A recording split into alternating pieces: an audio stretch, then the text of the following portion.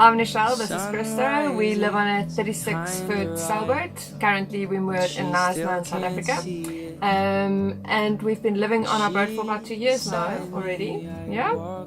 And we thought we'll share today how we do planning, or how one can do planning to go cruising, because I really didn't know. When you plan a trip or a holiday somewhere, you usually check for country, then you check flights, and that kind of gives you an idea of how you're going to get there, how much it's going to cost, and if it's actually possible.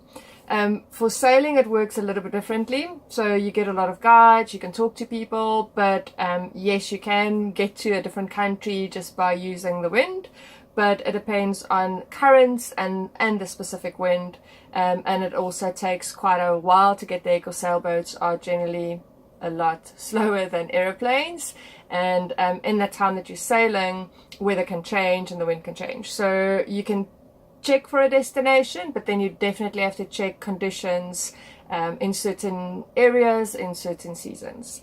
But to start dreaming, there are quite a few of these thicker, bigger guidebooks, you could call it. And this is a World Voyage Planner by Cornell. And you pretty much can check areas in the Pacific Ocean, in the Indian Ocean, and then they also have actual circuits. So the specific circuit, specifically. Pacific Circuit. The Pacific Circuit, specific circuit. The Indian Ocean, so it would say, for instance, go Western Malaysia to Sri Lanka, Thailand to Sri Lanka, Sri Lanka to the Red Sea, and so on. And then all of those circuits or routes are marked, and then that's associated to maps and things. So that is one, like a big book that you can start with to give you an idea. And then once you've kind of zoned in on an area, like we did for the Indian Ocean, you can get other books for those specific areas. So this is the Indian Ocean Cruising Guide, and this will then go into more detail and zoom into more specific areas. So Northern Indian Ocean, Southern Indian Ocean, and then it goes into more detail. And then so we've got the Indian Ocean Cruising Guide for a bigger area, so Northern and Southern Indian Ocean. In addition to that, we might go to the East African coastline. So this is the East Africa Pilot and some islands around there. And basically all these guidebooks give you a printed version of, sure, what would be available now online, but the idea is that we have resources available if we do not have internet connectivity. And it's just nice to page through and get some inspiration. So that's that for books and guidebooks and kind of pulling ideas of where you want to go. Once you've decided on where you want to go, what region, and you have a time frame, say you want to go in summer or in winter or whatever the case might be, depending on where you want to go sailing, and you start having a look at specific weather windows and weather patterns, to take into consideration how easily you will get to your destination or cruise in the area of choice. And Krista's going to show what resources we use online to do exactly that. As Nichelle said, planning a route and choosing a destination, we have various notes and resources, and one of them being this. Now you'll see that this is South African cruising notes, east to west. So essentially what we're going to do is we're going to do that. Because we go from west to east, and if you do that, everything makes perfect sense, and basically you use this. Unfortunately, it's not that simple.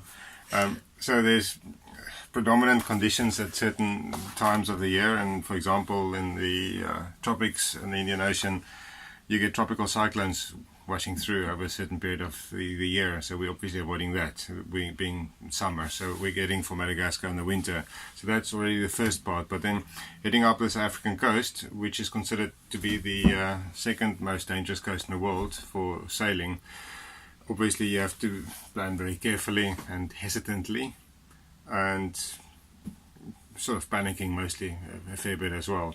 But we use weather prediction programs like Windy, like Predict Wind, both an app where you can download grip files, or online where you can compare various different prediction models with split screens and compare the prediction outcomes. and then in the end it gives you a rough idea, but then the weather on the day is obviously everybody's guess, except that major systems like high pressures and low pressures you can sort of position and time so that you're not caught with a massive low pressure system soaring up the coast, which is obviously less than ideal and making massive waves and big swell, and it's wind against current, and it's just generally unpleasant. This is Predict Wind, the app, where I downloaded a grip file like 20 minutes ago. The colors imply wind intensity, so red is about 25 to 30 knots, and you can play out the conditions as they unfold. This is how the weather from Friday afternoon pans out, and it's playing. I'm going to speed it up a bit. There we go. Wind direction changes, going the other way, intensity changes, and that is until next week, Monday. Some strong wind coming through. Then there's a different model, or still Predict Wind, where you have split screens where you can compare different forecasting models. The one on the bottom here is ECMWF, which is the European forecast model, GFS American. These two are Predict Wind forecasting based on the European model, so PWE, and Predict Wind G is Predict Wind using the American forecast model. And having these split screens, you can compare those two forecasts, and at least if the two forecasts agree, then you have a higher level of assurance that it's actually what's going to happen. And then lastly, using Windy, which in the end they're all doing the same thing, the same models. There's ECMWF and GFS, for example. This is Windy, and looking at the pressure systems, high pressure, high pressure. This is the South Atlantic high, this is the South Indian high. Big deal for us is a low pressure system moving up the coast, which will cause bigger waves and choppy seas and wind over current, and it's more prone to stronger wind. So looking at as this unfolds, you can see how the pressure systems change. There's even at the moment a low pressure system, but it's not too close to the coast. Next low pressure system is coming past as well, but looks like it's going lower down as it moves past, so it might even be better. And similarly, using a program like this, we can look at conditions, for example, going through the heads in Knysna, and zooming into Knysna. We need swell of about less than 2 meters, so we look at the prediction at the heads, and swell at the moment is 2.6 meters.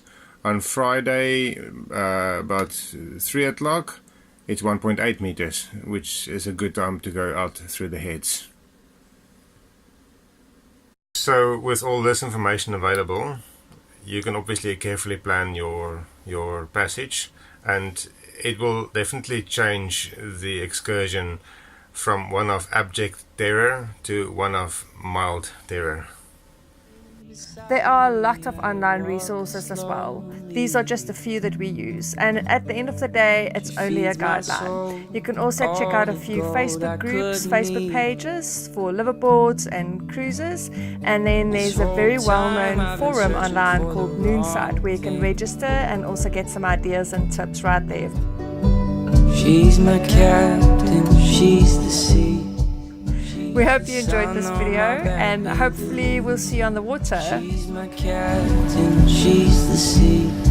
She's the sun on my back, baby, believe me.